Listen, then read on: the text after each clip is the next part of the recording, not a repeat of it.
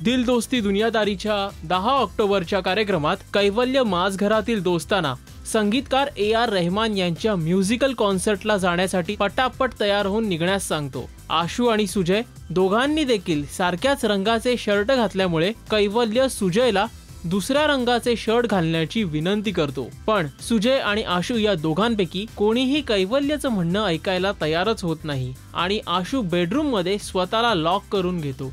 त्यावर कैवल्य सुजयच्या शर्टवरती चहा सांडण्याची युक्ती लढवतो, पण सुजय आणि ॲना सतत सुजयच्या भोवती घिरटा घालत असल्यामुळे सर्व चहा रेशमाच्या ओढणीवर सांडतो।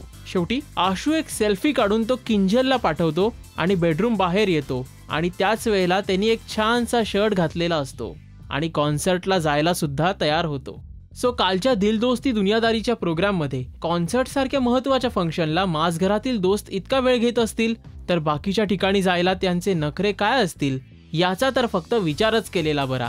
बाय द वे, आपल्याला दिल दोस्ती दुनियादारीचा कालचा एपिसोड कसा वाटला हे खाली दिलेल्या कमेंट बॉक्समध्ये जरूर लिहा।